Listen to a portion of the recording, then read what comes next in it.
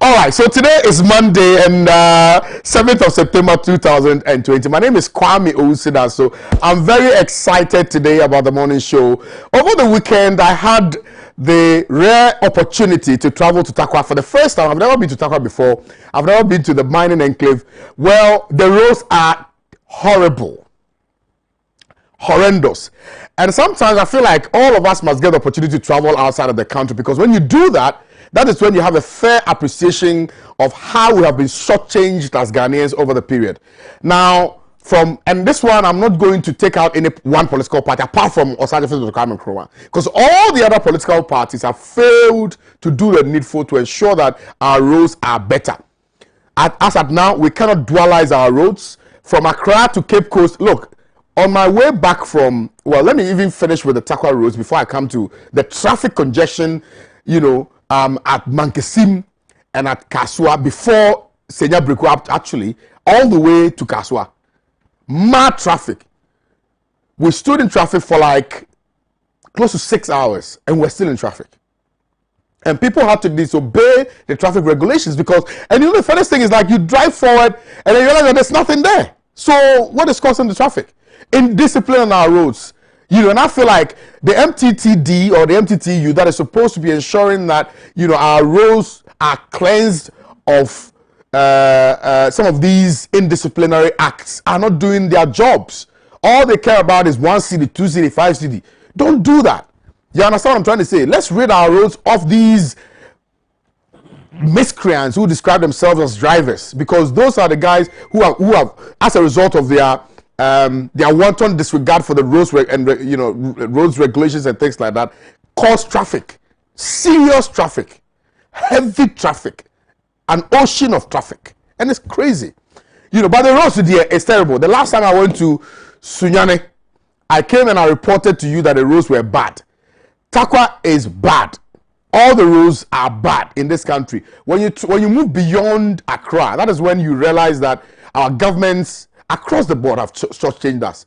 And so one would have thought that, per the president's own utterances, or if you will, statement of fact, which statement of fact was to the effect that this year was going to be a year of roads, one would have thought that, you'll be seeing signs of our attempt to build our roads or to construct our roads. But nothing of that sort is happening when you move beyond Accra. Asphalting places within the regional capitals in this country is not executing your mandate, as it were. And we have created the impression that Ghana is only Accra, Kumasi, and Takrade. We shouldn't do that. We should know that there are people who live at Fawuman, there are people who live at Dajing, there are people who live in those places, who see those places as their own Ghana. They don't know Accra, they don't know Kumasi. But what are we doing for those people who live in those communities as well? We have just relegated them to the back. We have, they are at the back burner. They don't really care. But we don't have to do that. So I really do pray that the NDC will take a cue from this and perhaps fine-tune their manifesto if they don't have in it already, the construction of roads and things like that, or even dualizing our roads, to ease the traffic that we have on our roads. That would be extremely amazing if I'm to find that in their manifesto.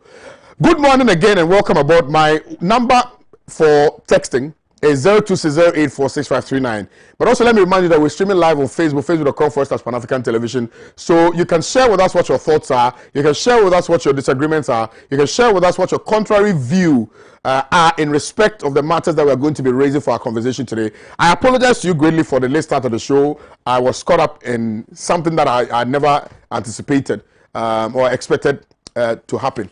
But I'm here anyways. Good morning to you, my very, very, very good friend, Mujib Rahman. How are you doing, sir? Okay. Yeah, I love your look. Thank you. Yeah. And Sewakpo is also here. Good morning to you, sir. Good morning. How's the going?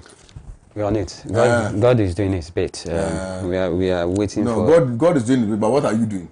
We are doing the best that but God is not doing his bit for only you. God loves everybody. No, what they are doing is they sit here and they make noise. That's what they are doing. They are not hitting the ground. They are not hitting the ground. Soprano is not with us today. He is far away in Krachi, I'm told, farming. Yeah. The guy is farming, Charlie. He's taking advantage of planting for food and jobs. Planting for food and jobs. Yeah. I love it. I love it. You know, I'll give you a call after this program. I love it. Yeah, he told me. He told me. That is benefiting from planting for food and jobs. Yes, he told me. Hey, you ask him. You ask him. Oh, but Kwame, this is a national program. I'm even surprised you are not taking advantage of it. Of what? The planting for How many food. acres of... You can farm, Kwame. You can farm. When you go to Volta region, you get a vast land. Or you come to my hometown, I'll give you a vast land. The number of acres you want. Look to your right before you receive a slap. Yeah, you don't have a fruit. Anyway, so... Founders Day, Socialist Forum of Ghana celebrates in Nkrumah on September 21. The Inside reported a particular story on its front page. Nana blasts Mahama for describing Achims as Sakawa people. The Ghanaian publisher reported that the Agyapa deal to go ahead. Finance Minister says that policeman, 3 militants dead after terrorist attack. That's an African story that we're going to be touching. That's, I mean, you know, we have the time to do that. But I think that the Founders Day also fit into the conversation of the African story that we are supposed to have each morning on the morning show. Good morning to you again, gentlemen, and thank you very kindly for your time today. Good morning. Let's kickstart the conversation with a very wonderful story on the front page of the Insight newspaper. One and only Osagyefo Kwame Nkrumah is here. It's embossed on the front page of the Inside newspaper. Boldly, very boldly, the picture speaks volume about, you know, the significance of the Founders Day. Now, the Socialist Forum of Ghana will be celebrating Osagyefo Kwame Nkrumah on September 2021.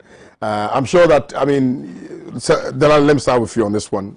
You're very much aware of the controversies that surrounded the Founders Day, apostrophe S, apostrophe, all of those matters. Regardless, I mean, the president found the need to still go ahead with celebrating what he described as not one person, you know, but all persons who were directly involved in the independence struggle of our dear nation, Ghana. Albeit that the conversation, which has been very, very rigid, you know, from other schools of thought, has been that, yes, there are so many people who are engaged in that struggle, but there's always that primus inter pares. There's always that torchbearer. There's always that trailblazer, the person who blazed the trail for that particular feat to be achieved. And that person ought to be celebrated and eulogized and memorialized to the best of our abilities as Ghanaians. And also, I mean, for the purposes of maintaining and holding sacrosanct the history, the historical, you know, underpinnings of this particular country, without which we would never know exactly where we are headed, without which we would not be properly defined as Ghanaians, you know, without which we would not be properly appreciated as people who were the you know, I mean, as a country that was among the first countries to gain independence in the sub-region. Then let's hear from you briefly, and then we move to my big brother Mujib Rahman. Kwame, good morning, and good morning to your Chavis viewers, and thanks once again for the opportunity. As always. Kwame, the issue about this controversy, like you put it, surrounding the Founders Day, which, I mean, all of us, we have a clear idea about what the MPP stand for as far as Dr. Kwame Nkrumah is concerned. In fact, the MPP have actually indicated to us when they were in opposition, especially when it comes to the Dankwa, what they call a faction of the MPP. They have actually not hide their hatred for the legendary Dr. Kwame Nkrumah. And anytime somebody wants to undermine or more or less underestimate the contribution of Dr. Kwame Nkrumah when it comes to the achievements of this country, when it comes to the Africa as a continent, it's quite a bit laughable. In as much as some of us did not witness the tenure of the regime of Dr. Kwame Nkrumah, I like one thing: posterity is all over to vindicate Dr. Kwame Nkrumah. I mean, we're not there when Dr. Kwame Nkrumah ruled this country, but we know for a fact that the likes of Akosombo Harbor, the likes of the Tema Harbor, which had it not been Dr. Kwame Nkrumah, I don't think Ghana could ever be boasting of any harbor apart from the, what do you call it, the Tema Harbor. But for Dr. Kwame Nkrumah, it's his vision that Ghana today, we depended on Akosombo Dam for several years until we started, resorting to plants as a means of power generation and what have you. When it comes to secondary schools in this country, when it comes to universities in this country, when it comes to hospitals in this country, these are visible and verifiable achievements of Dr. Kwame Nkrumah. So an attempt to arbitrate or more or less to underestimate or more or less relegate his achievement to the background, it will not work. Because you see, what the man have done is not something you can suppress. Because if somebody happens to be working at Temahabo today, and you are telling the person that Dr. Kwame Nkrumah have virtually done nothing in this country, you are describing the man in an unprintable words, trying to what you call create this affection towards him. The person working at Temahabo knows that had it not been the vision of Dr. Kwame Nkrumah, I probably wouldn't have been working in Temahabo.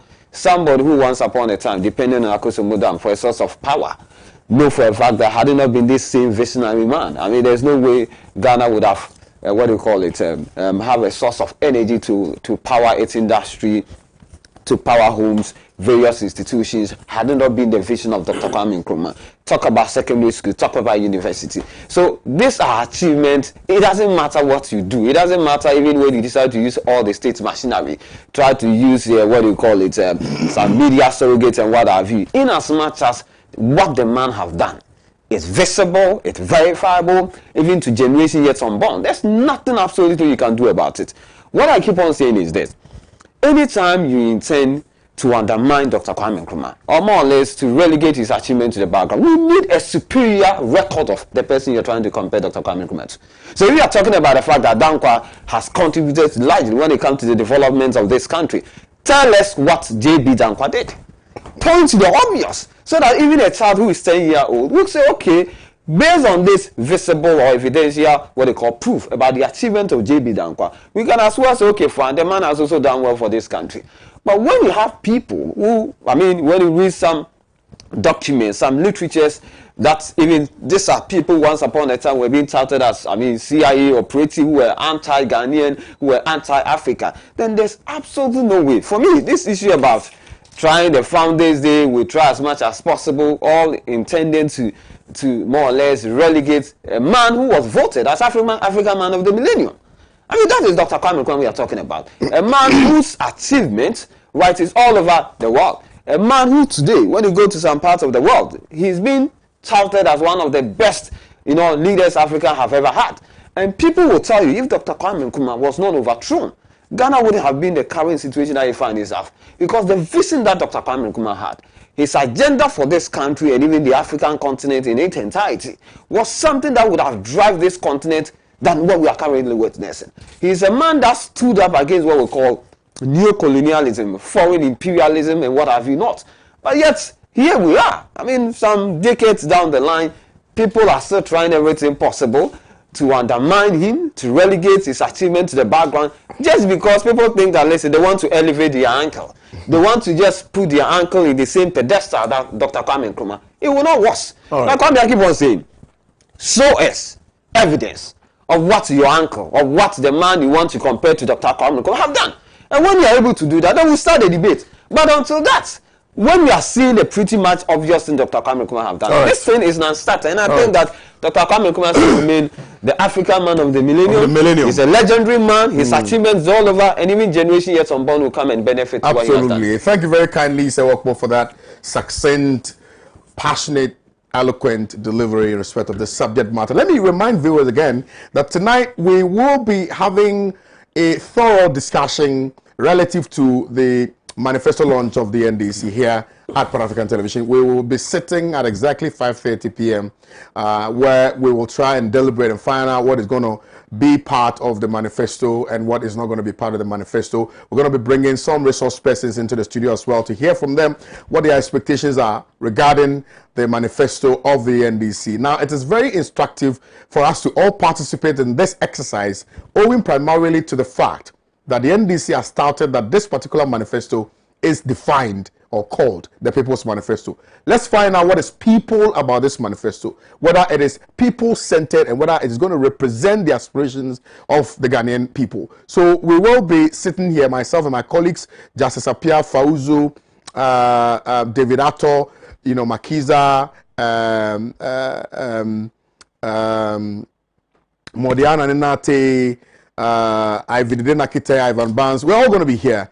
We're going to take turns to explain from our perspective what ought to be part of the manifesto, what shouldn't be part of the manifesto, and how, because oftentimes it's always got to do with implementation, really. I mean, the ideas are there, but implementation is always the big issue. We've seen a few of the things that NDC intends to do once they assume the reins of power.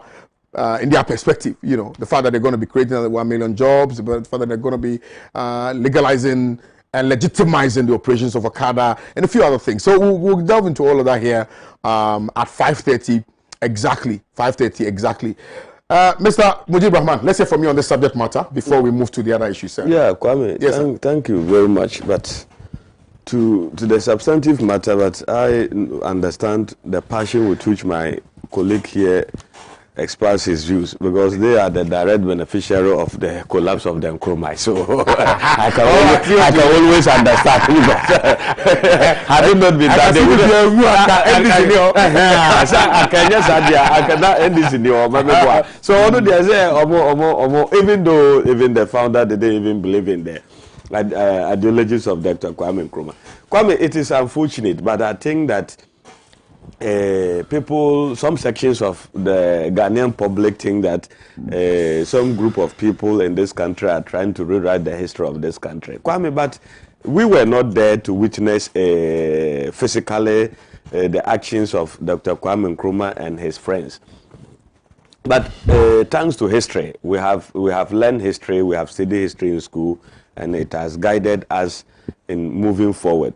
Kwame, it is true that nobody is trying or has ever tried in this country to underplay or delete the contribution of Osajifo Dr. Kwame Nkrumah in terms of the forward march of this country. But truth also be told, Kwame, if not because of at a point there was separation and fragmented of the UGCC, maybe the history of this country would have also been different. We wouldn't have been where we are in terms of founders apostrophe S and founders S apostrophe. So, but Kwame, but let's also be very sincere with ourselves. When it comes to in terms of infrastructure development, Dr. Kwame Nkrumah has done very well. But let's accept the fact that this was a man who happened to have a unique opportunity in the history of this country. Kwame, the person to gain independence for us as people. And at that time, there were more opportunities for this country to develop.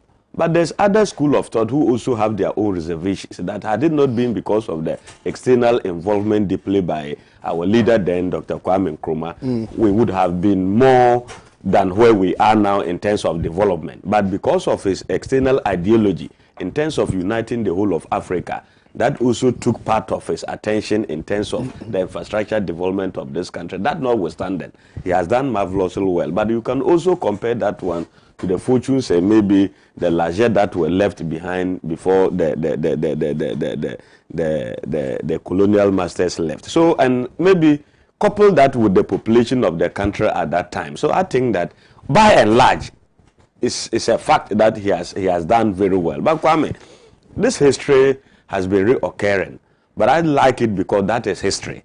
Because history is an unending dialogue between the past and the present, and that propel you into the future. So therefore, at any point in time, we always sit back, look at where we are coming, where we are, and where we want to go.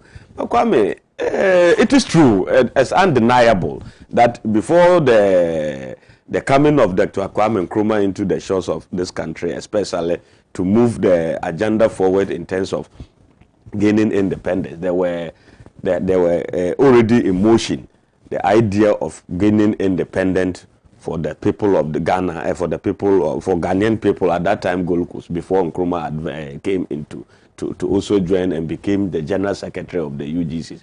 Kwame, let's be very fair with ourselves. Kwame, even in the football play, you know, the marks are given. You score, you get the ball, you pass to A, you pass to B, eventually you score. But that doesn't mean that you take all the credit as the one who finally put the ball into the net. But I have always asked myself, so if that is the case, so won't we be demoralizing a larger, or we the young ones that are growing up, that collectively when we even put our ideas and energies together to achieve something significant for this country, so history will not remember us, Kwame. Is that what we want to put out there? That is not fair. I see. Kwame, you can put an idea very excellent, but sometimes you need more hands to be able to achieve that idea. I hope you are getting the argument. So I would have loved and very much like it that at a point we can come together and say, no, let's face the realities. Let's be very factual. Let's leave these political lines and just face the realities. Kwame, the rest have also played significant role in terms of liberating the people of the Gold Coast at that time. So maybe this debate will not end today. It will not conclude today. But with the I think, but the Socialist Forum, as I know where they belong, I think I commend them because they don't want the legacies to die, and I want to assure them that the legacies of Osagyefo Dr. Kwame Nkrumah will not die in this country, even though we need to put things in proper perspective. And the perspective is the MPP's perspective. We'll get that, no problem. Let me remind you again that 026084653 is the WhatsApp number, and we're also streaming live on Facebook. We just listened to Mujib Rahman on the subject matter of the Founders Day, which is happening on the 21st of September. And when you speak to people who are socialists, you speak to people who are Pan-Africanists, you speak to people who are Nkrumahs, they only allude to one thing alone, which is that the Founders Day is September 21st. And that's all they know. Now, let's come back to the political gymnastics. And when I say political gymnastics, I mean the banter, the buccaneerism between the NDC and the MPP, arising out of a certain surreptitious deal as described by the NDC, which has got to do with Agyapa. Are we leaving the second topic? Now, Agyapa deal has brought in its wake so many controversies. Controversies emanating as a result of a certain level of disagreement between the sitting government, the erstwhile administration, civil society organizations, and well-meaning Ghanaians. So you do know that the confusion also is significantly and materially as a result of a certain lack of exposure, if you will, for lack of better expression.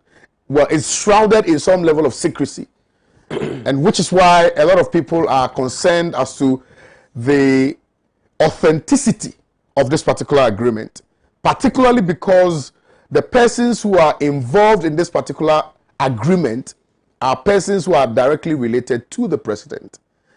That these are persons who belong to a certain clique according to the NDC, and the NDC has vehemently, without any iota of equivocation, opposed this particular deal. Sewakpo is here. I don't want to take the wind out of the sail of Sewakpo. I don't want to navigate the ship for and on behalf of Sewakpo. So I'm going to leave Sewakpo to kickstart the conversation again and to further expand the NDC's own position in respect of this particular subject matter. Why they still think that a Agyapa deal must not go through. Why the description of the persons who are directly involved in this particular deal as Sakawa boys. So we're going to be putting all of these subject matters together, and I think that will address Mujib's concern that we are supposed to deal with the second issue as well, because these are issues that are not divorced from each other. These are issues that are consummating. So we need to make sure that we treat all of them together. So let me deal with you for starters, Sewakpo, because you and your party have decided to oppose this particular deal, citing your very varied reasons why you want to you do not want for this particular deal to go through. So let's hear from you. And Achim Sakala boys and Achim Yahoo boys and whatnot. Let's hear from you. Kwame Owusu Danso. Yes, my boss. Keo. Yes, sir. Fadini Kang. Kwame. KOD. Do you know that now? You see, this issue about the Agyapa, yes, stinking scandal, I call it, family, orchestrated agenda to dupe the good people of this country that I always refer to. I was actually expecting the President of the Republic of Ghana, when he met the Catholic Bishop Conference, I was expecting the President to bring certain level of clarity, to actually respond to the series of allegations that has been raised against this stinking deal. That's what I was expecting the President to do. When Dr. Mahmoud Bawumia, head of the economic management team, went to the northern part of the country, the allegation that is being thrown out there that this whole thing is fraudulent deal, it's a deal that is being orchestrated, that is being authorized, that is being promoted right there at the seat of the presidency. So I was expecting Dr. Mahmoud Bawumia to do justice to the issues that has been raised. These are genuine issues raised by the good people of this country. Not only the NDs, we have civil societies have raised legitimate concerns about the secrecy that has engulfed this whole transaction. So I was expecting the President of the Republic of Ghana, something that has taken a center stage, something that has become a topical issue, to address the concerns of people who have raised legitimate concern. But as usual, the President decided to score an own goal. The President decided to engage in what we call the triviality. Decide to engage in things that are irrelevant to the subject matter. But you see, I always say, Honorable Alhassan Suhini, I think today he stands vindicated.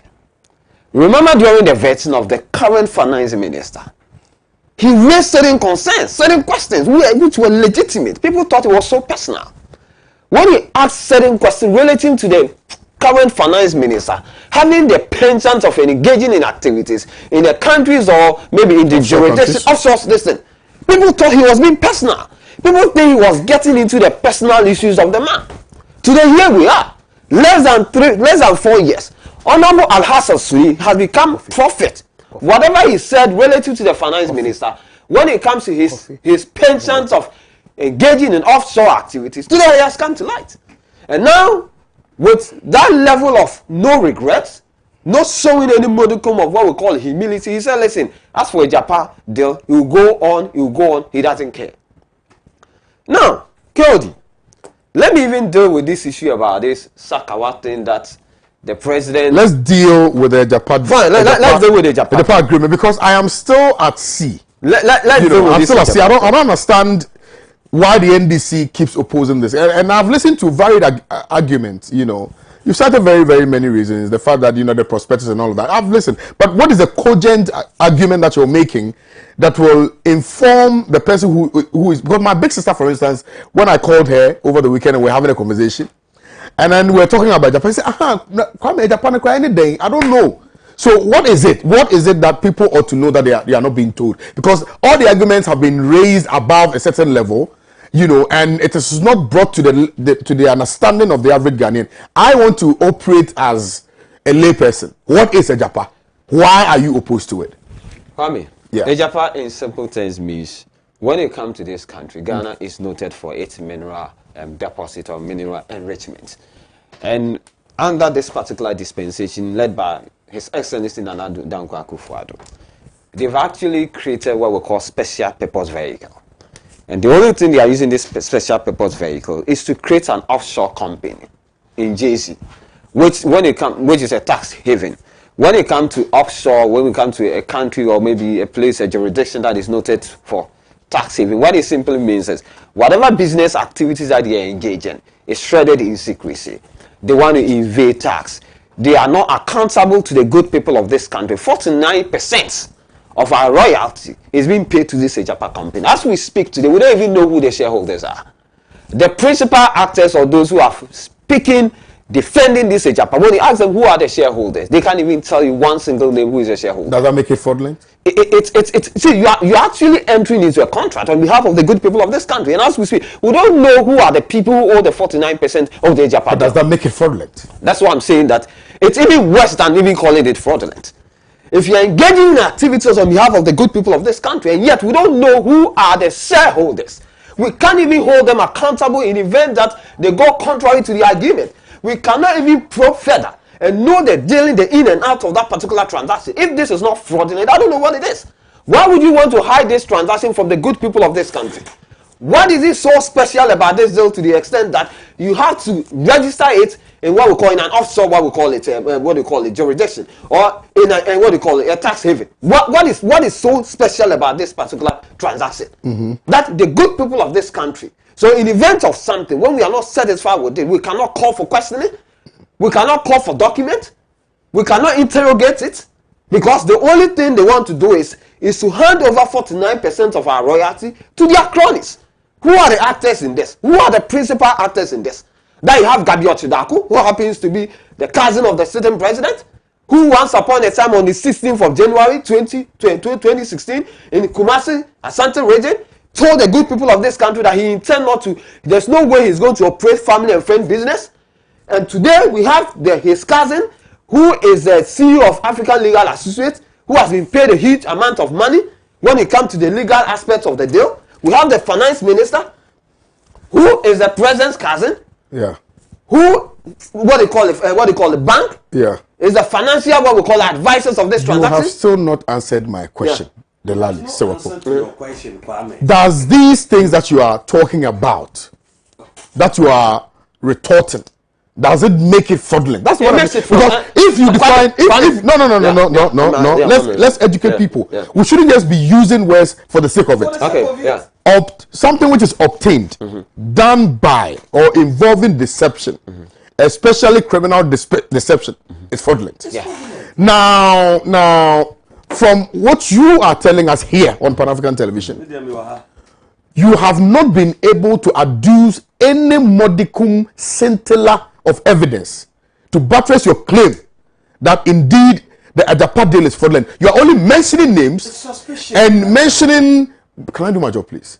You are only mentioning names and mentioning institutions that are directly involved in this particular deal. Which institutions you intimate are directly linked to persons who are close to the president and who work in government. And on the basis of that, you have arrived at the conclusion that the agreement is fraudulent. How so? Kwame, Yes, sir.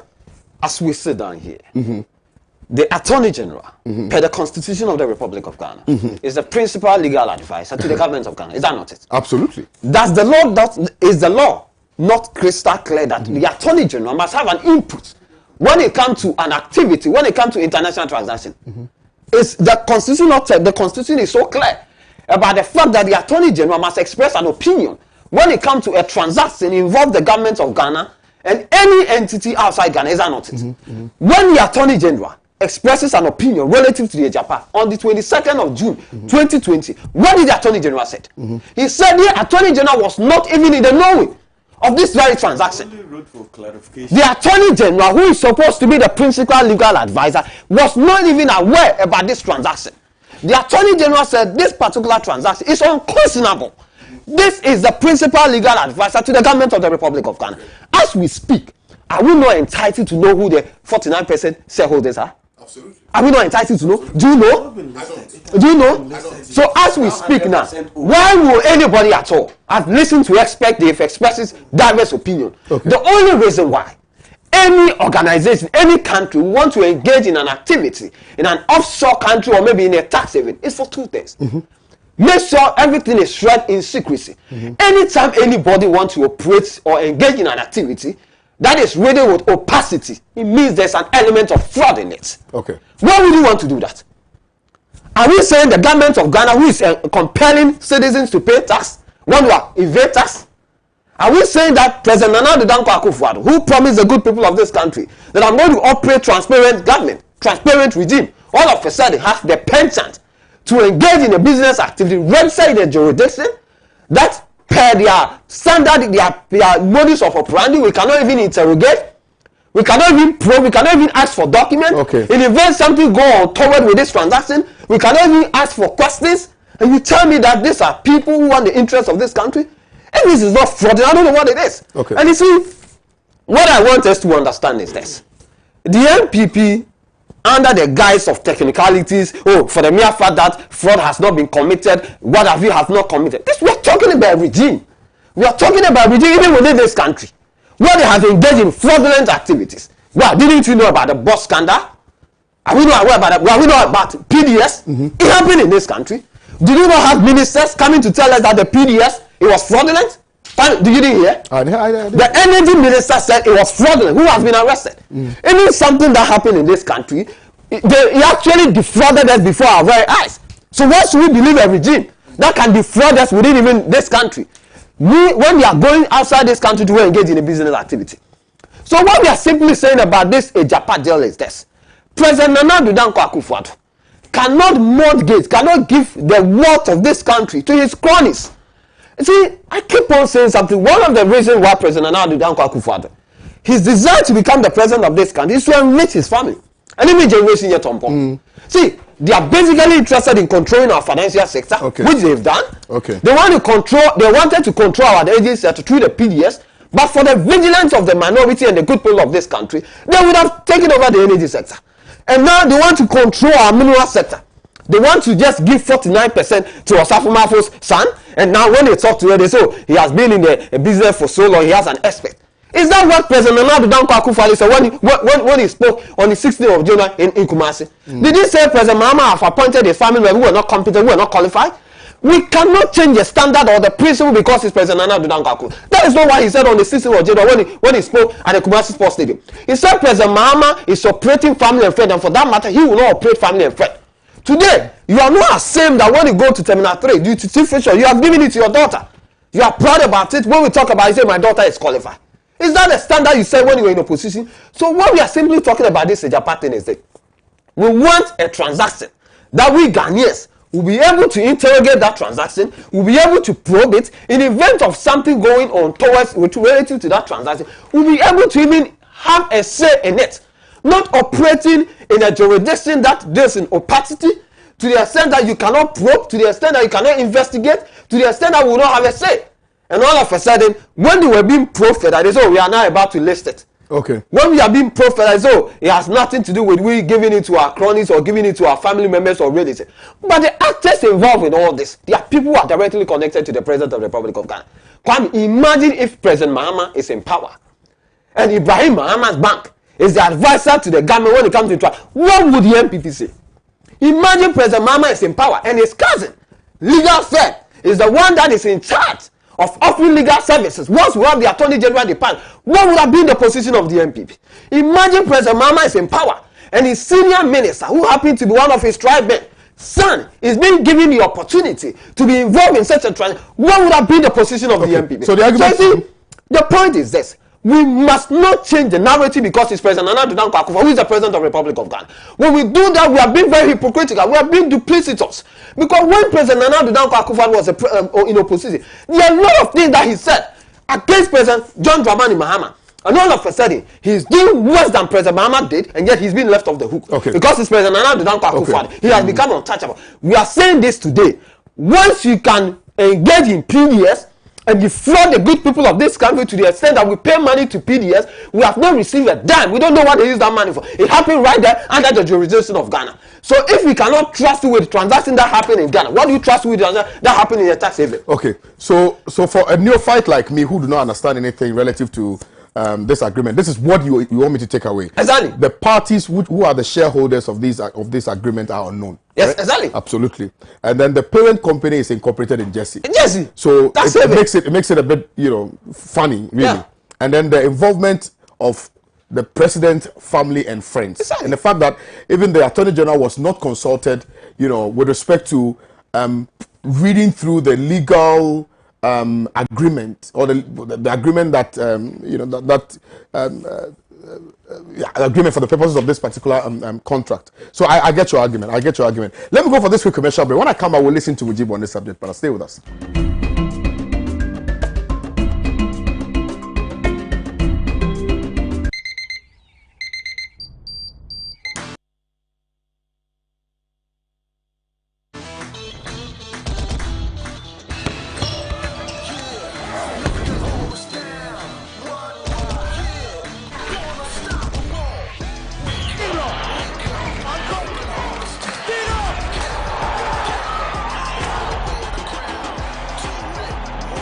Breakfast good day, every day. Nestle. Good food, good life. This advertisement has been vetted and approved by the FDA.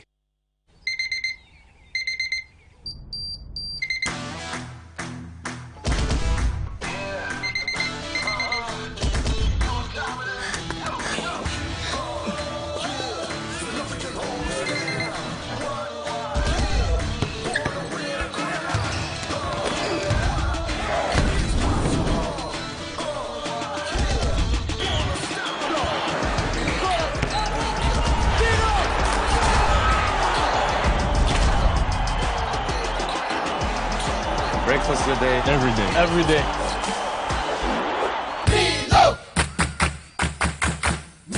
Nestle. Good food, good life. This advertisement has been vetted and approved by the FDA.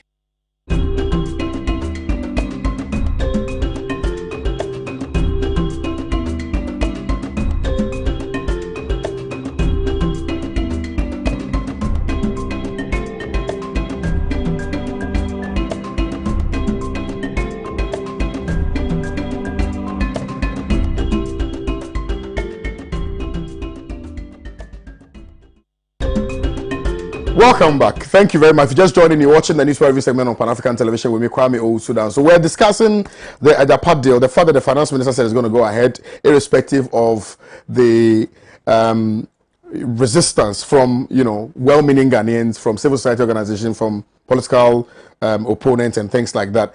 It's still going to go ahead. And the fact also that Nana has responded to the tweet that was retweeted by the former president and a leader and flag bearer of the NDC, John Dramani Mahama. These are the issues that we have tabled for conversation. He didn't touch on the Achievements like our boys. We'll come to that for him to respond to it. But let me listen to you, Mujib, on this Agyapa deal. Sometimes we have to make people appreciate the fundamentals better than the, if you will, the superficial. The propaganda. No, it's not propaganda. Oh, man. I think that there's some element of fraud in there. Yeah. And that element of fraud is as a result of the lack of information that you have. Lack of information relative to this agreement. That is one. Two, the fact that the persons who are directly involved in this particular administration are unknown. Yeah. And the benefit, that will accrue. That will be gained by these people are also not known. Yeah. And the fact also that you have persons who are directly related to the president involved in this particular transaction. Yes. And the fact that the amount of money involved, if you're going for a loan of, let's say, is it 500 million, right? And then you are going to be paying 250 million for a period of 15 solid years. It doesn't make sense. Nobody has, no right-thinking person will get into an agreement such as this. And so all of these things are what, is making people a little confused about this particular transaction and things like that. And which is why we're saying it's fraudulent. Okay, thank you very much. But Kwame, I think that I like your questioning this morning, that we need to get details out there, maybe for the purposes of better understanding of ourselves and many viewers out there. It's very critical. But I was laughing at you because you were asking somebody who is so emotionally and prepared to doing propaganda with it. Very specific questions. You see, it was difficult. He was finding it difficult to answer your question. Kwame, your first question specifically was, what is Agyapa? What is all about Agyapa? Is that not what you asked? Yeah. You asked a question. Kwame, I have that answer for you. Excuse me. I think it is better for us to put this in perspective and get the narrative very clear for the understanding of all of us and just stop the propaganda. Maybe we can ask so many questions if we don't have we don't understand. But let's be fair. Kwame, government is not doing this out of vacuum, or government just sat down and decided that let me just rip off or let me just steal from the people of Ghana. That is not it. That is why I was asking about the Mineral Income Investment Act, Kwame. If you read the acts very well, you understand the decision of government today and where we are today. Kwame, people can have their questions and ask the questions. We'll give them the answers. Kwame, Agyapa is an innovative financing solution that employed the structure of a gold royalty company to offer finance to gold mining companies that want to develop new mining projects in exchange for a royalty or revenue related streams once the mine start. And another question people ask, you were asking again, what is the strategic importance? What is the importance about this Agyapa? Kwame, it is also very instructive for us to put it out there. Kwame, it is the African Focus Mineral Royalty Company and also the first to be listed by an African government.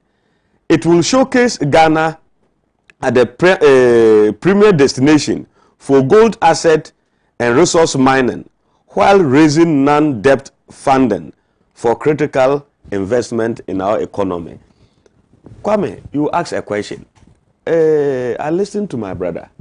He was referring to, we don't know who the 49% shareholders are. Kwame, when you and I know, Agyapa hasn't been listed at the stock exchange yet. So people have not been, shares have not been purchased. Currently, as we are talking, it is 100% by government. So if you haven't done that, where are you going to get the 40%? Maybe when it is listed and you are also interested, you can purchase share and become a shareholder in Agyapa Trading Company. But Kwame, I think that, but if we are also saying that it is a fraud or criminal or a planned agenda to rip off this country, Kwame, we have all the arms of government emanate from executive, and this deal went through parliament. The fact that minority walked out of parliament and did not take debate in the approval of Agyapa doesn't make it illegal.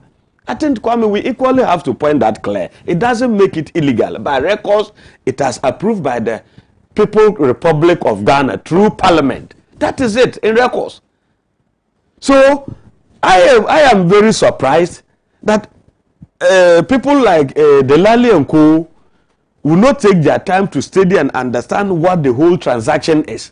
But they also jump into the bandwagon. It is shrouded in secrecy. It is fraudulent. But when you throw the salient questions at them, then they found wanting.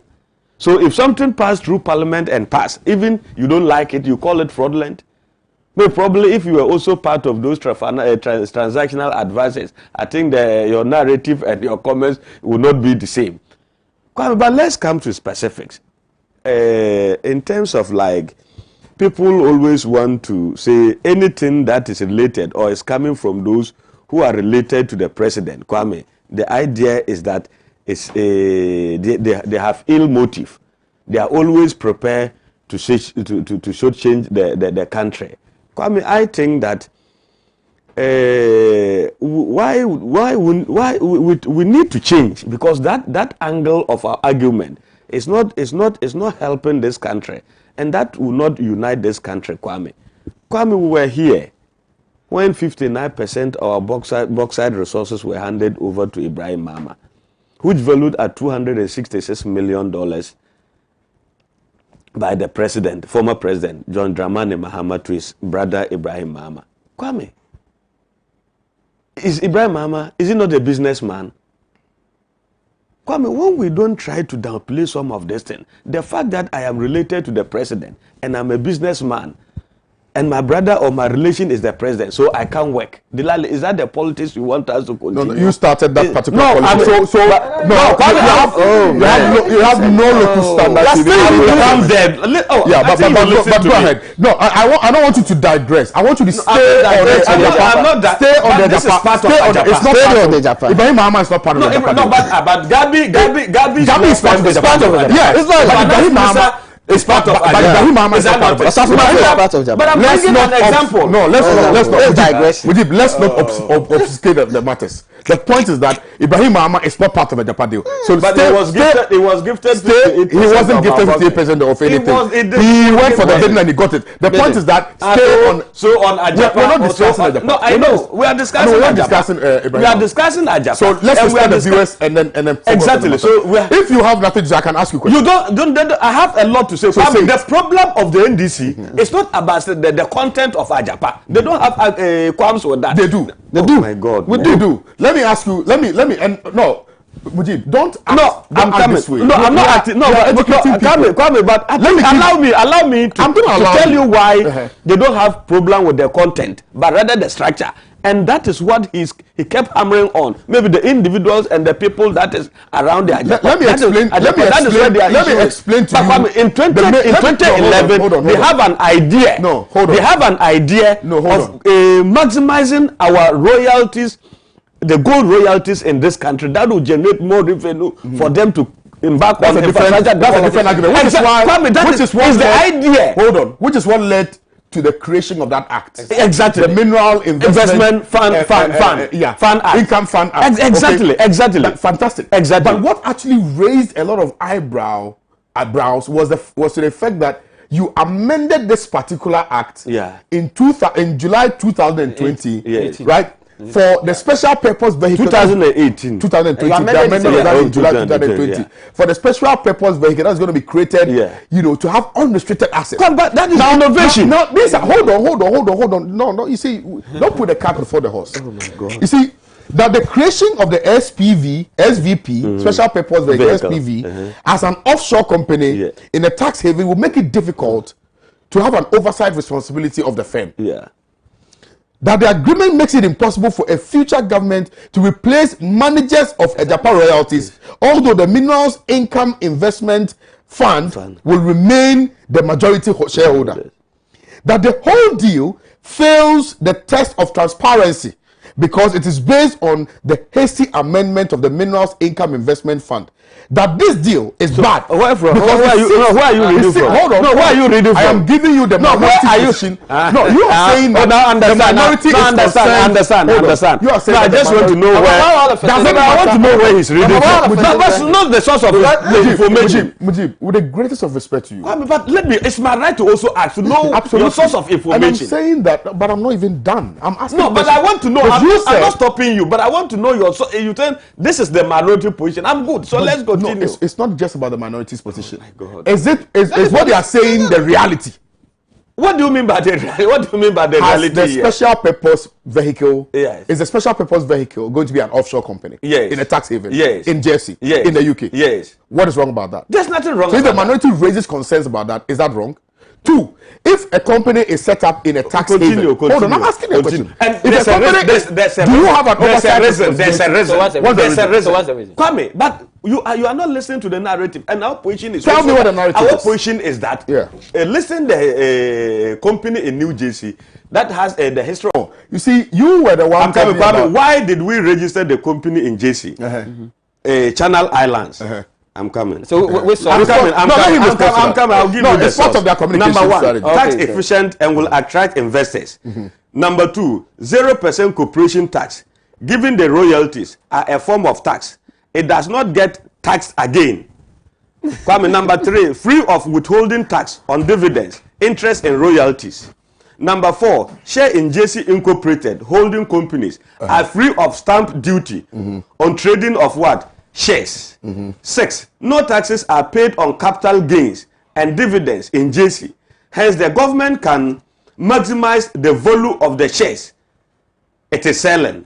The last one is there are a significant number of London-listed companies domicile in JC.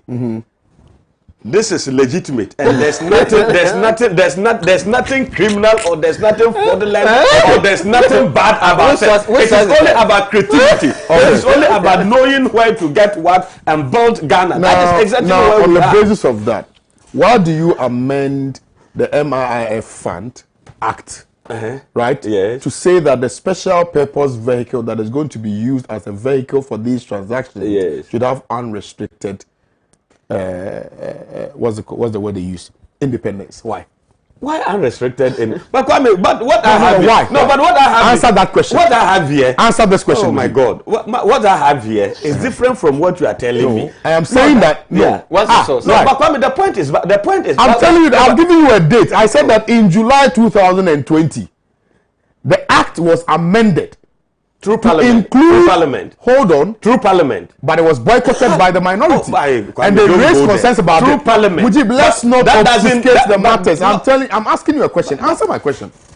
Did you come here to answer? No, but the point is, what question will I answer? Because you have said that there's amendment of the act through parliament, and that ends the matter. What are you asking me for? You have cited reasons why it is imperative to have an offshore company. Exactly. So what is your problem? And I'm saying that. So you want me to say what the amendment is wrong? Hold on. I may not necessarily have a problem with even having an offshore company. Let's grant you that. Let's grant the MPP that it is good for the purposes of business. Mujib, no, let's not. You're a law student. You're a law student. But let me ask you something. Let me ask you. You cannot ask me. Come today. I can't ask you a question. I'm asking you a question. Okay, ask me the question. You see, if you ask me, I'm ready for every question today, and I have answers to all your questions. So my question is that I want to grant you the tax haven argument. I've won that. I've won that. I'm saying that if it is indeed in the interest of the generality of Ghanaians, why did you amend the MIF Act in July 2020 to give unrestricted access or independence, if you will, to the special purpose vehicle? Yes. Let me answer you that. Let me answer that question.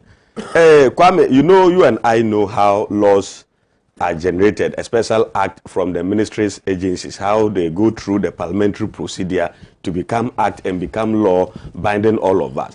Kwame, there's nothing secret about making laws in this country if you have been taken through the lawmaking process. Even at the committee level, stakeholders and people are given the opportunity to contribute to the bill before it goes through the stages to become an act. But Kwame, the point is, the laws are made to benefit the people of Ghana. And that is why we are given opportunity in the Constitution, the 1992 Constitution. As and when any law is inconsistent with the Constitution of the Republic of Ghana, Kwame, you can go to court and get that law quashed. So today, this amendment has gone through Parliament. Parliament has approved it for the interest of the Republic of the people of Ghana. And today, Kwame, if you are expressing doubts or other group of people are expressing doubt, there are legal, legitimate ways we can go about it. But nobody should base on that, Kwame. And it is not about that if MPP come, we shouldn't enact laws, we shouldn't go on with amendments. No, everything is done. It's done in the interest of the people of Ghana. That is why the Parliament passed it. And Kwame, what is the blame? And who are we blaming? And it is amended because, Kwame, let me expand it. Because where we are, Kwame, when you read the whole idea of Agyapa, and I think that it's a creative and innovative way of raking in. I'm coming, Kwame. Kwame, but you can't do that in isolation. You need to be grounded. You need to be backed by the law. And you think that to be backed by the law, it's important to amend the act, so that the Agyapa royalties limited that you are going to be using as a special purpose vehicle for the purposes of this transaction, which in itself is incorporated in an offshore country, right? Should have unrestricted independence. That's what you're saying. How do you ensure accountability in that? Let me read something to you to counter what the question you are asking me about the unrestricted access. Or so even if that is the act. Is in the act, but I think it's mild and minor in the real agreement of Agyapa. So let me quickly get it and help you with it. And before that, let me clarify what Dilali put. You asked him question. He alluded to the Attorney General concerns about the transaction, which we need to clarify. You see, we are following a certain trajectory. Let's follow that trajectory. But let me also, excuse me to say, this is a big. The more reason why you don't put everything. So, but I have it here. That is why. Give me the opportunity to Google it and give it. But I don't want you to also derail from the trajectory. No, but I'm not. But it's part of it. But when he was talking, hold on. You asked him questions. With the greatest of respect to you. We need some clarity. The minority has raised some concerns, which concerns haven't been thoroughly addressed by the majority. I have seen Gabi, I have seen the finance minister come out to defend the Agyapa deal. But people still do not understand the rudimentals relative to this particular agreement, which is why I'm saying I'm giving the opportunity to clarify. And I've asked you some questions. You've responded to one. You have explained yourself away why you think it is imperative to have the offshore company set up, right? That was given. Now, my question again is, and I actually, you tried to respond to it, but then at some point you truncated your chain of thought. My question again to you is that, granted that it is important to have this offshore company set up, right? How come that you are going to be giving, per the amendment to the Act, unrestricted independence to this particular company? Two, that the agreement also suggests that subsequent governments will not be able to change the managers of this particular company called Agyapa Royalties. Why? Yeah, Kwame, I'm coming. Let me. The answer I was giving to you, I was saying, let me check, because the agreement were passed in the same process as all other agreements are dealt with in Ghana. The agreements were in line with the objects and powers of the Mineral Income and Investment Act as set out in Act 978, was passed in December 2018. The MIF amendments, Bill 2020, was passed in July 2020. Yes. Transaction agreement approved by Parliament in August 2020. The Ghanaian people will not benefit, or will benefit the transaction. The Ghanaian people will benefit from this because the capital raise will finance strategic capital investment, such as infrastructure. Exactly. I know all of that. Exactly. But that still does not answer my question. Well, yeah. It still doesn't answer my question. I'm saying that yes, the intention of government may be clean. Yes. May advisedly be clean. However, the processes in arriving at that intention is what is questionable. Yeah. Now, it raises so many concerns relative to the amendments that were made to this particular act. Yeah. Which amendment intimates that, or which amendment seeks to suggest that we are going to have unrestricted independence. We're going to be given unrestricted independence to the offshore company, which you stop looking at me like that. I'm looking. But it seems now that is where your concern is. It is important, because that is what is. That's why the NDC is saying it is fraudulent. Kwame, That you want to set up a company. You say that as for the managers of the so the existence of the what's it called, the managers is coterminous with death.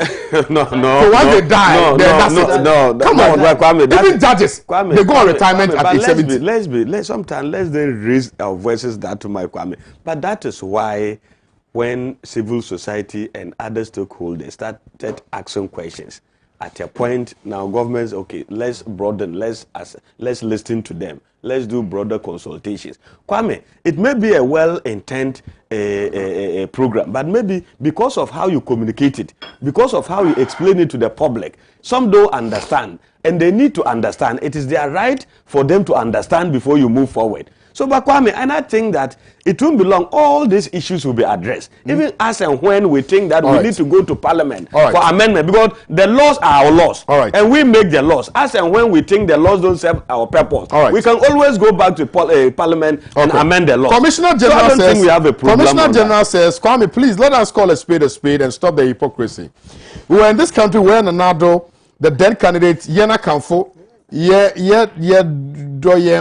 Ashanti regional minister calling the Northerners names, and Esla Ekufu. The real people Ghana have taken position, has taken position, has not condemned these. Okay. You go on. Abbas Omogobo in offensive says Ghanaians are going to vote massively for NDC and JM come December 7th because the NDC is trustworthy when it comes to fulfillment of manifesto promises. Adade Poku Rose from Comerica says they are all Sakawa boys and girls. Now let me read this one too. Okay, this one people are actually sharing that today. People are really sharing and watching. Good morning to KOD, watching you from Wa. Tell my brother Mujib that he shouldn't be talking. We are disappointed in the MPP. I'm also an MPP member. Are you sure? This one says I'm very excited for watching Pan African TV morning show. But let me assure you guys that MPP is coming to power again because they have fulfilled 98% of their promises by Osman from Tessa in Upper West Region. I think I have a lot of lovers in Upper West Region. I will visit Upper West Region very soon. This one also says, hold on, give me a second. Let me check and read a lot of the WhatsApp messages. I'll come to you, Senior. This one says, Louis GH says, these are the kind of people where GH is sinking. This Mujib guy, pa. Regina Manso Mause Agbele says he's struggling to answer your questions, Kwame. Don't you see? Louis GH says, look, oh, the thieves are struggling to defend themselves. Louis again says, Achim Mafia boys. Abu Yakubu says, thanks.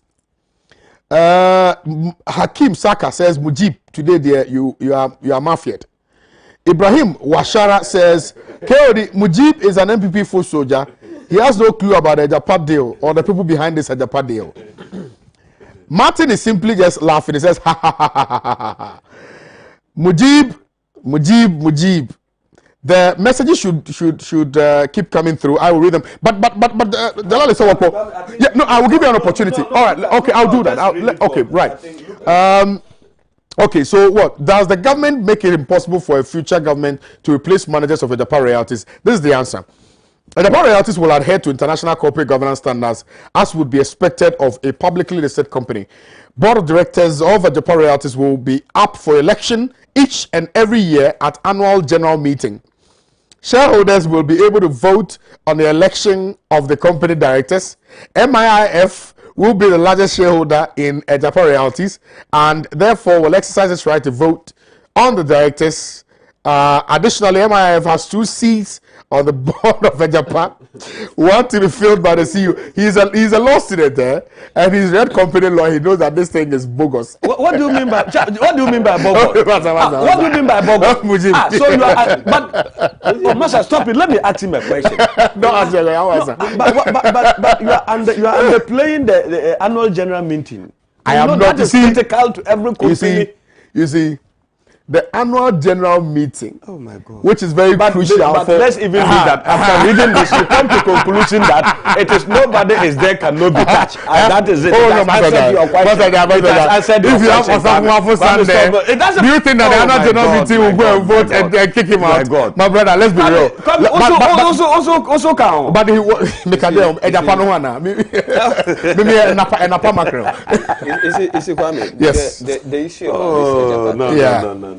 It's not something that we take for granted. Yeah.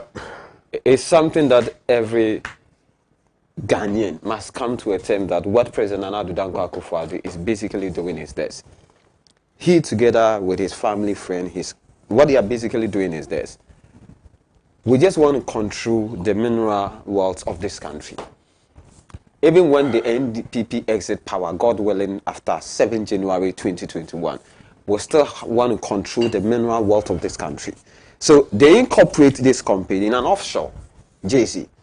And basically, if you read extensively, the only reason why anybody at all want to incorporate a company in an offshore jurisdiction is to operate in opacity. 1, secrecy. 1, avoid tax, and what have you not. And now he is talking about the fact that all this thing that he alluded to, all this thing that he enumerated, that we can do this, we can do this. When we don't have access, when we cannot probe this whole deal, how do we make an input in it?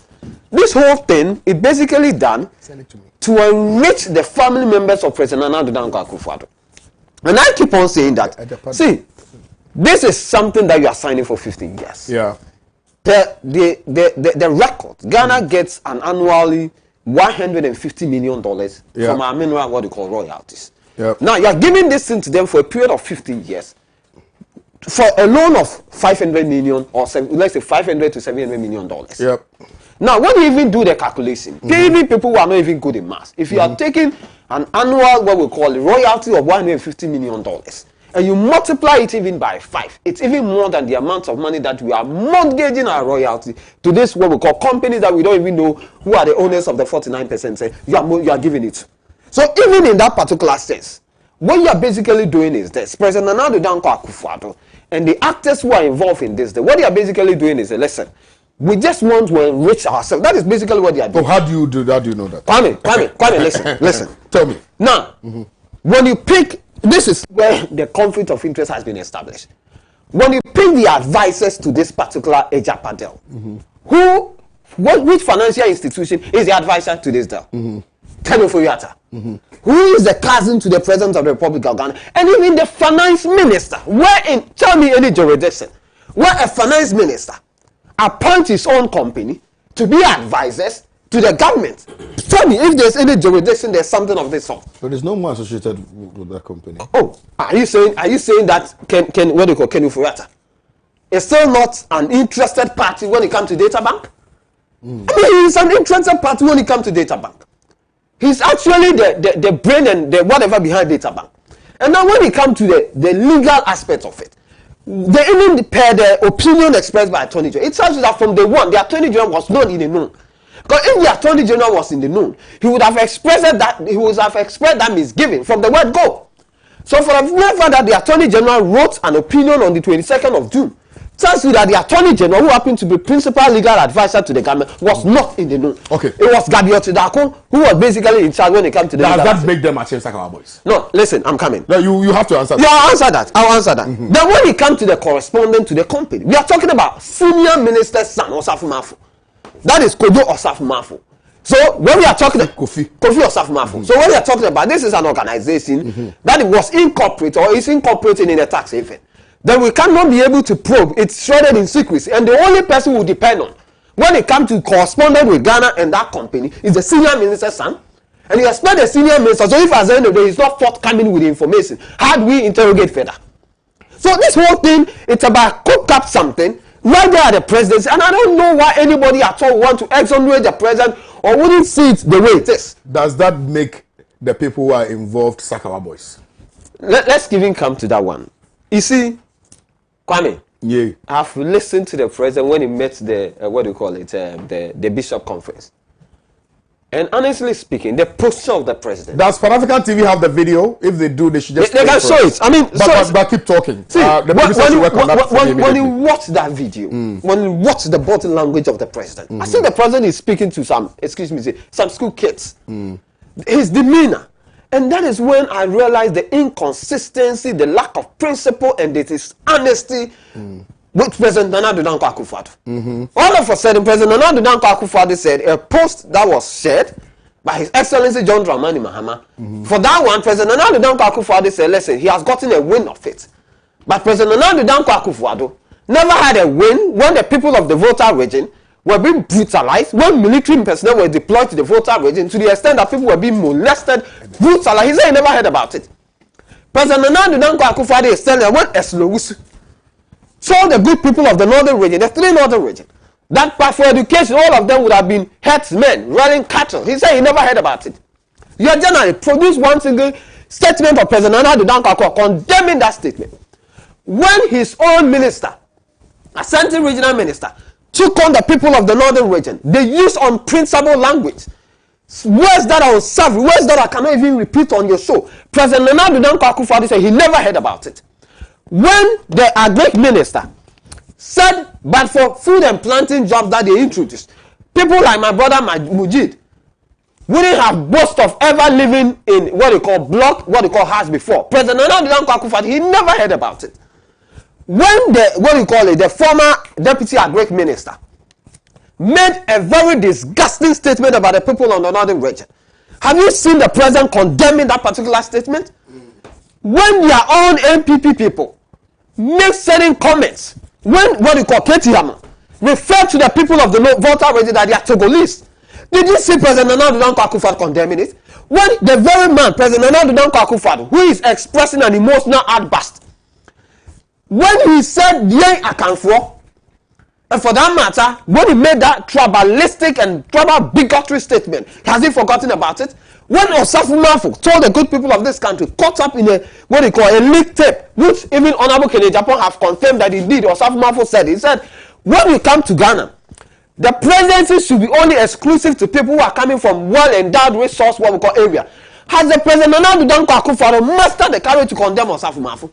So you see, this hypocrisy, this double standard being exhibited by President Nana Addo Dankwa Akufo-Addo when it has to do with people within his own circle, people coming from his own political party.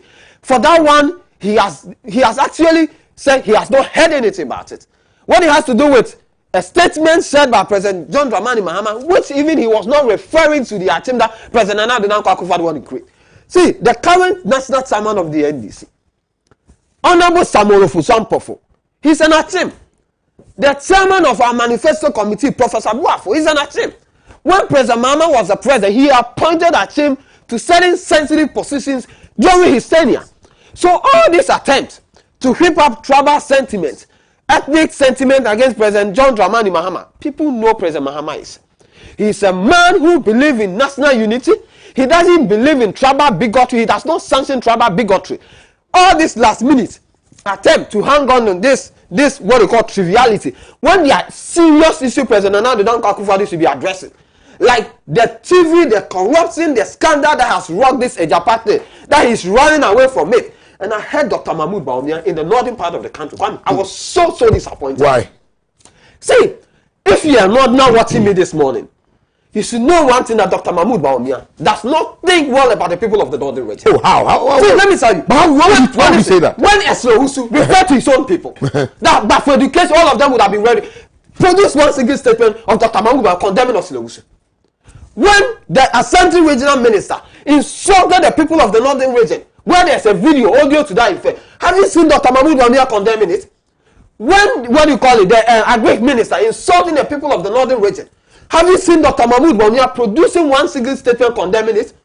When all the attacks, the mockery that was thrown at the people of the northern region, when Dr. Mahmoud Bawumia was then a vice presidential candidate and when he even became the vice president, have you seen him boldly condemning it? So for him, he can defend President Nana Danko Akufo-Addo and a few, what we call it, ethnic, what we call tribal men, who even attacked it. The emergence of this Achim cabal was not even coming from the NDC.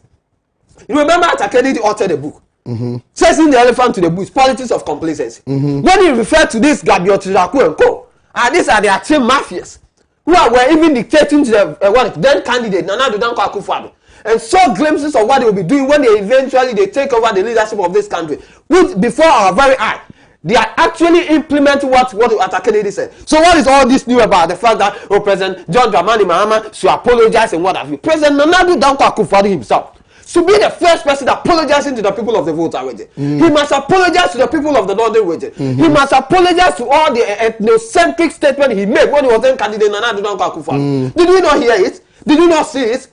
Was he not playing the tribal politics? Went to the Volta region and told the people of the Volta region that you've been voting one way? Was he ever able to go to the Ashanti region and tell them that you also vote one way? So this double standard duplicity that has become so associated with the presidency, I think it's not helping this country. I mean, the only thing I want to say is this. President John Dramani Mahama has demonstrated that he's a man that believes in national cohesion. He's a man through his tenure as the president of the Republic of Ghana. People that he appointed to sensitive positions were coming from their team enclaves, were coming from all over the country. President Mahama was never selective. President Mahama was not the kind of a president, even according to Kede Japan, after the people of the central region gave you almost about 16 seats or so. You couldn't even give them one ambassadorial position. When the people of the central region gave you an overwhelming what we call endorsement in 2016, how many of even your cabinet ministers come from the central region? So at the end of the day, when we want to talk about a regime that believes in marginalization of ethnic groups, it's not the NDC.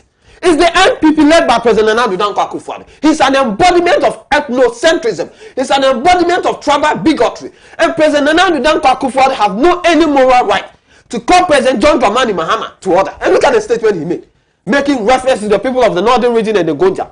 Is that the president of the Republic of Ghana that I was watching, listening to? The body language, the disdain, the disrespect towards the clergymen? And now you're telling us that President John Dramani Mahama should come and apologize. Anyway, Kwame, what we are just saying is this.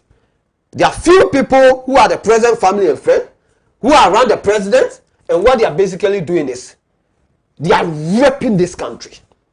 What they are basically doing is, they are defrauding this country. What they are basically doing is, they are basically enriching themselves. They are enriching even their generation yet unborn. They want to ensure that even when they are out of power, somebody told me something. He said, listen, very soon, if you don't change President Nana Danko Akufo-Addo, come 7 December 2020, he will even, they will even, very soon, you know what they will be doing? When it comes to even our seaports, these people will want to take control of our seaport. Mudi knows it. See, even within the NPP, see, when you meet some of the NPP people, you know what they tell you? Tell me. What they tell you is that, listen, they are in the NPP, but they are not in the NPP. They say it's only few people who have taken control of this country. They said, see, who doesn't know Gabriel Chirako is more powerful than Dr. Mahmoud Bami? Oh, you don't know. How? No, that is true. No, you don't know. No. But how can you say that? Kwame, let me tell you. Because Dr. Mahmoud Bami is the vice president of the parliament. What are you talking about? Let me see. You are talking about this video. Let the viewers watch this particular video. Let's show it. Right, no problem. Hold on. No, let's watch the video. The president, absolutely. The president. That is why I'm saying that we need to. The president. No, but why would you say that Gabi is more powerful than... No, you need to retract. No, you need to retract. You need to retract. Let me explain. Explain. See, in politics, it's not about your title, sometimes it's about your level of influence. See, if you today ask Buji that Baumia want to, Dr. Mahmoud Bami want to see Buji, and ask Buji that Kabiyot Sedaku want to see Buji. See, Kwame, listen. I said, ask Mujid, tell Mujid today that Mujid, when you finish this show, Dr. Mahmoud Bawumia want to see you by 10 o'clock a.m. And tell Mujid that when you finish this show, Gabriel Tidako want to see you by 10 a.m. Let Mujid leave this place and see where you go. I'm telling you the truth. The moment he leaves here. I said this is not the proper. I'm not talking about the moment he leaves here. How do you know? I said, Master, when, talk about yourself. Let me talk. You don't know about it. What I'm saying is, it's a propaganda platform. You will respond to that. You will respond to that. What I'm saying is, if Dr. Mahmoud Bawumia book an appointment with Mujid here at 10:30 a.m. and Gabriel Tidako book an appointment with him at 10:30 a.m. I'll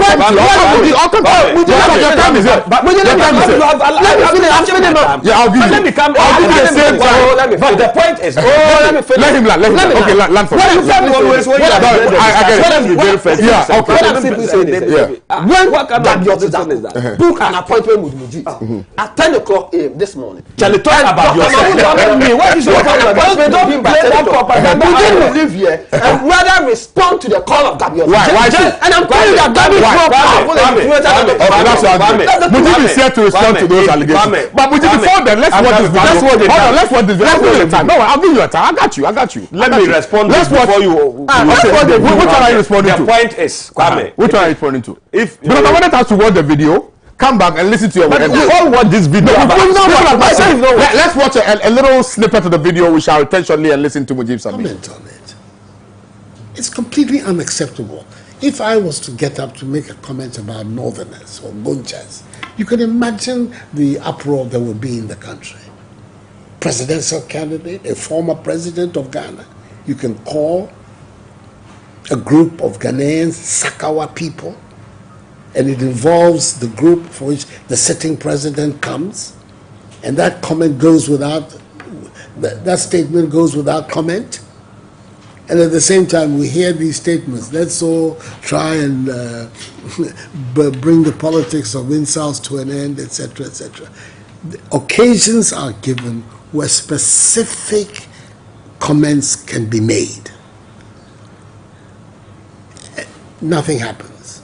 And then it's lost. It's lost in the generalities. We need to focus on this matter in an even-handed way. I get the impression that because of the unfortunate, in some ways, authoritarian origins of our state in its where it was considered dangerous to criticize government, the pendulum has now swung the other way, where government is the only group you can criticize. If you criticize government, no matter what you say, is legitimate. If government was to respond, that's somehow illegitimate. Media freedom is interpreted as meaning the freedom to criticize others, but you can't criticize the press. If, for instance, they step out of bounds or they conduct themselves in an irresponsible manner. So all of this, I'm trying to say that there's a package that we all have to look at dispassionately and act on issues when they occur. I'm very, very disturbed by this remark that the former President Mahama made about Achin people as Sakawa people. And I've up till today, I have not heard any senior citizen of this country lay, religious, civil society organization, public think tank, reprimand him for that statement. What can be the basis of such a remark? There's a public act that you have a problem with, fair enough. But that the people who are doing it are given this ethnic branding, it cannot be right. That's the kind of language that we don't want in our politics.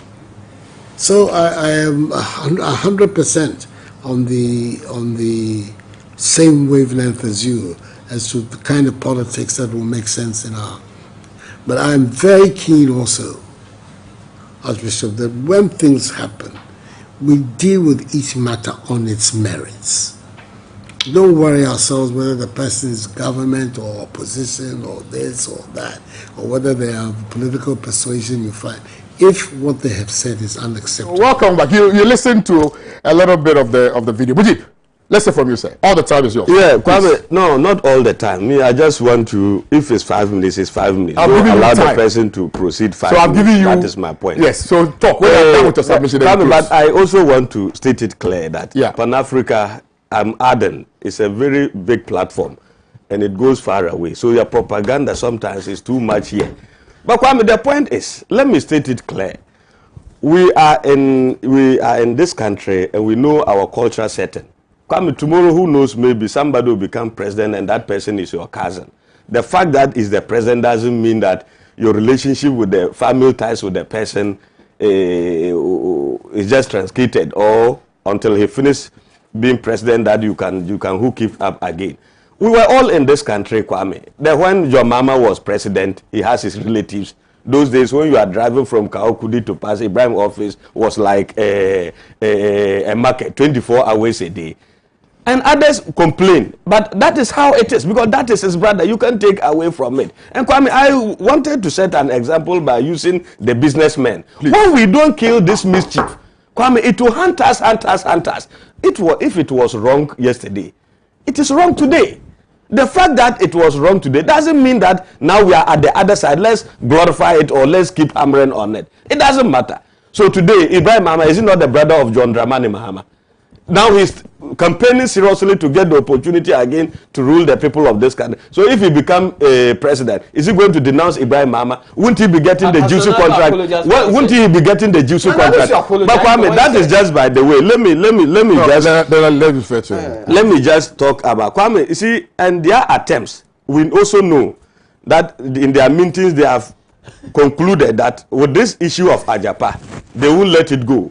And they will continue with the propaganda with it until certain people, or unfortunately some people, will buy into the idea. And they think that that can do the magic for them in December 7th. For me, I know that is lies. Kwame, on the issue of the Attorney General has indicated, there's nothing wrong about it. The Attorney General only wrote to Minister of Finance and the transactional advisors for more clarity.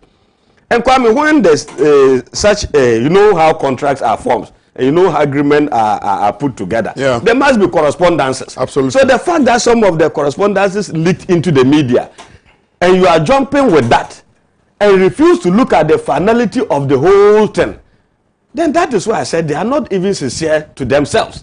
And that is why I called the minority press conference and everything bogus. It's nothing but a political propaganda. Because the better appropriate was there for them to advance all the arguments and all the challenges that they are facing. That is Parliament. And they look from the committee level up to the chamber for debate and everything, which they ran away from the debate. Only to come and just try to throw dust into the eyes of us that this is a fraudulent and bogus deal. And when you ask him a question how fraud is, he was finding it difficult to answer.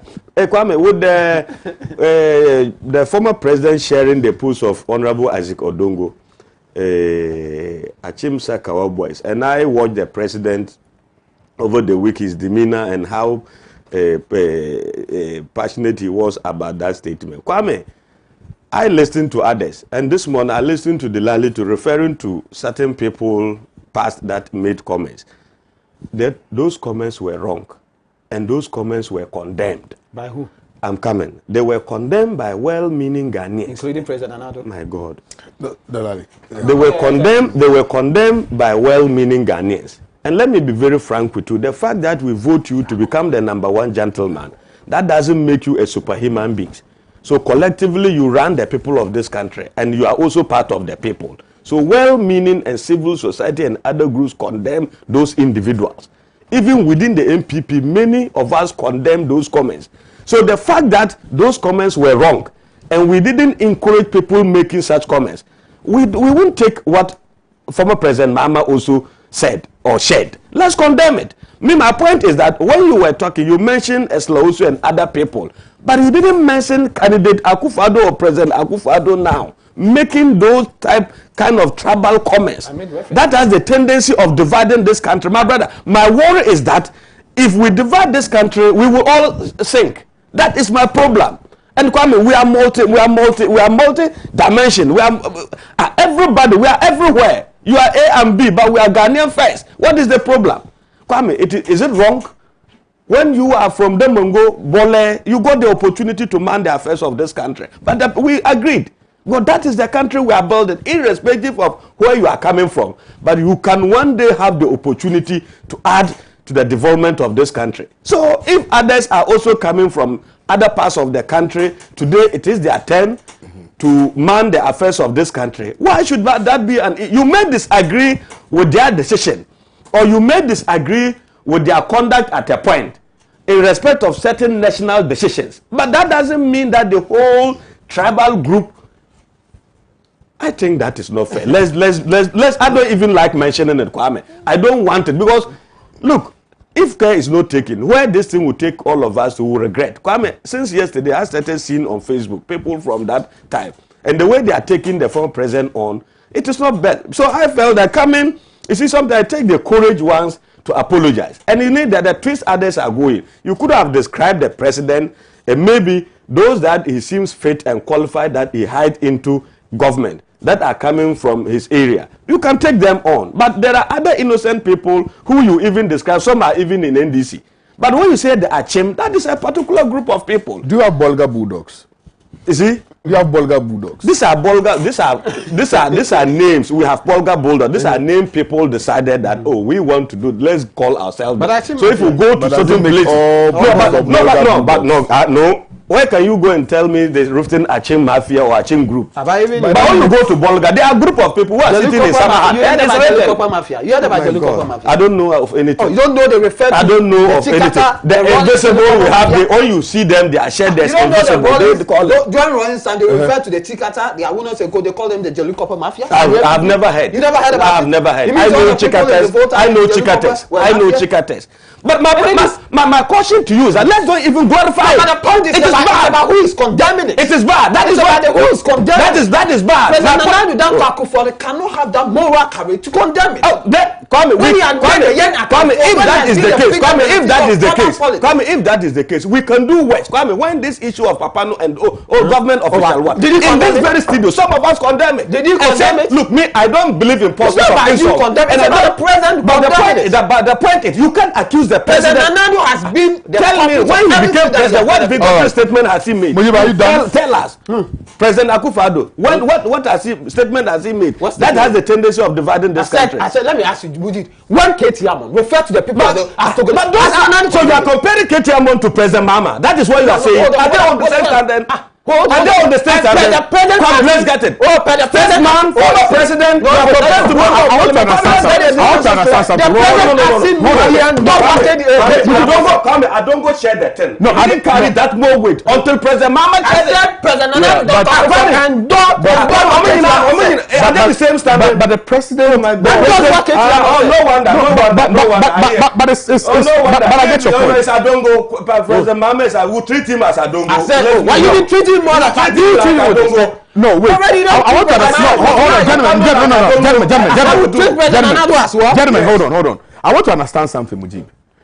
Your argument, your argument is about the fact that President Mahama shared Isaac Adongo's post. Kwame, yes, that's what it is. I'm coming. No, Okay, Kwame, but you recall also, hold on, you recall also that after KT Amon made that submission, Yeah. the president held one of his addresses and said that he's been hearing that people are talking about the fact that voters have been discriminated and they send military people to the voter region and things like that, and that wasn't true. And he said we don't even want to go. What do you call? You remember? What do you say about that? You remember? So somebody can equally say that on the basis of that. Somebody can also say that on the basis of that, the president also subscribed to the position of KT Amond. No, but Kwame, the point is, don't link the two. You know, when the whole exercise started or was about to start, there were people with the suspicion that this was some certain group of people who were going to be disenfranchised and all those things. So people make comment. But the president being the number one and knowing what, having privy to the national security information and the rest,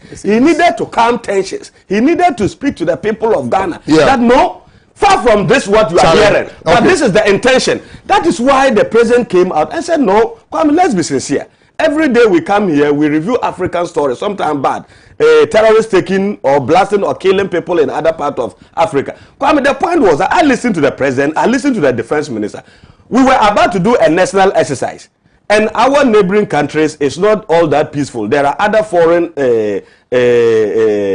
terrorist activities going on. Let's manage our borders. Let's cure the life and property of the citizens. Right. That is why we deployed the military. Okay. But the point is that I am not. Has that exercise ended? But it's not ended. So the military it's not ended. It's not ended. Okay. But I listened to one of the command of the military command said anybody who is saying that the exercise has ended or they have withdrawn their men from the border is not true, because they were not there purposely for the exercise. They were there to man the borders. Okay. And I've been to my area, they are still there. All right. So don't worry. But the point is, Kwame, let's be specific. All right. We all have to contribute to make this country better. Kwame, those comments will not help this country. All right. We are one today. You want to get power to help build Ghana. All right. This man want to help power to help build Ghana. All right. Let's bring the ideas and stop those kind of comments. Johnny from Adenta says, Kwame, good morning to you. I'm very much surprised about the posture of the president when he met the bishops. He should stop pretending. This one also says, good morning to you. Well, good morning to you, sir. Good morning to you. This is out of proportion. We call 419 Nigerian boys Jelikope Mafia. And what is different from Ache Mafia? Has the president Akufo-Addo condemned such things? Thank you, Prosper. From Medina sent in this one. This one also says, good morning to you, KOD. I think comprehension is our problem in this country. The post did not say the Ache Mafias, but rather it said his Ache Mafias, which suggests that the group of people around the president. Samson from Tabora sent in this particular one. This one says, good morning to you. I want to remind Mujib of Akufo-Addo referring to a certain president as Simpepenying in 2016. Yakuma from Abra Cape Coast sent in this one. This one says, good morning to you, KOD. The MPP is afraid of, good morning to KOD, please. So who said all die be die? Is that alone not a nation wrecking statement? All right. This one also says Mujib is allergic to the truth. He should respect the viewers. We, the viewers, know who is telling lies and who is telling the truth. From Imam in Tamale. Now this one is from Prince in Tamale. Prince says, after coming, okay, Prince, he said, Nanado. You just sent, Nanado. That's all. KOD, good morning to you. Please tell Mujib, it is not only statements that make someone tribal. Even actions of people can be considered tribalistic. Ask Mujib how many soldiers were sent to the eastern region. Thank you. From Sam in Laboni, here in Accra. This one also says, if Achim Sakawa boys refers to all Achims, then Bolga Buddhas also refers to all Bolga people. Seidu from Acheps sent in this one. Now this one also says, good morning to you, Kwame. President Akufo-Addo's frustration and desperation is too much, so he has forgotten so soon about all his name calling attitude. Regards to AB officer. This one is from Osman in Tamale. Now this one also says, good morning to you, KOD. The MPP is afraid of Honorable Isaac Adongo. President Mahama only borrowed Adongo's words. Sakawa is a way of acquiring wealth fraudulently. So if the Achim boys are acquiring wealth fraudulently, why wouldn't they be called Sakawa Achim boys? From Sami sent in this particular one. This one also says, His Excellency John Dramani Mahama didn't say that all the Achim people are Sakawa boys. He was referring to those corrupt persons who are trying to sell Ghana to their family and friends. If you are not a Sakawa person, why should you cry when you are being criticized? This one also says, I'm Dr. Down Below from Brimso Ape Osika. Until the president condemns his original chairman Wuntumi for describing Professor Jane Nana Opoku-Agyeman as old witch because she's a fanti. We will also refer to him and his cronies as Achem mafias. Period. Felix Ofosu-Kwakye says good morning to him, and is the incoming MP for Abura Asebu Kwamankese constituency. The messages are a lot. Show this to the MPP man. You've sent me something I want me to show to Mujib. I cannot do that because of time. Do you see Mujib repeatedly reading from something they have been coached? Lewis Kondia says, please, if you people do not if you people do not good program stop nonsense, where were the so-called Christian Council when Wood-Tumi and Agyapa and Abronye insulted Kwame? This guy is not serious. Well, that's your opinion. He's okay, right? Look, the messages are a lot, and I know Mr. Pratt is and they are waiting for me to end the show, so my time is up actually. But let me read this one from my region, OT region. Good morning, Pan African TV. If someone says Italian mafia, does it mean all Italians are mafias? Richard from OT region sent in this one. Kwame, good morning to you. Ernest from North Dai. Former President Mahama never sounded tribalistic. He's sharing a post that is explicit. They are Sakawa boys. KOD, good morning to you. I am Yusuf Rahman from Tamale Central. When Kwame Owusu said Northerners were cowboys, what did Mujib say about it? Hypocrisy. This one says President Akufo-Addo said Yana Kamfo is the same ethnic Jab Bawa, Kwadasu Constituency Secretary NDC. This one also says good morning to you, Kwame. Please, the guy wearing the white shirt is too no power. Please, who is he at all? Kwame, tell me. he's called Sewokpo. The Lali. If indeed the Agyapa jail is surrounded by the Gabis, the Ofurates, and the Safumafos, it is indeed the Achem Mafia and Sakawa boys at play. The Attorney General's words is unconscionable. Nana Asante, clickwise from Obuase, sent in this particular message. Keodi, kindly remind Mujib that minority took part in the debate but decided to walk away from the voting. It was during the debate that the information minister called Honorable Jenapo Papano, and that made them walk out. Good morning to you, Kwame. In as much as I agree with you on the MTTD inaction on recalcitrant drivers, I can tell you that in another way is because they are protecting their jobs. You know, the current government we find ourselves in, the police officer will be performing his legitimate duty and the party member will come and find trouble for him because the government is in power. KK from Dakoma said, I agree with you. My time is up. Thank you very kindly, Mujib Rahman, for the time today. Thank you very, very much.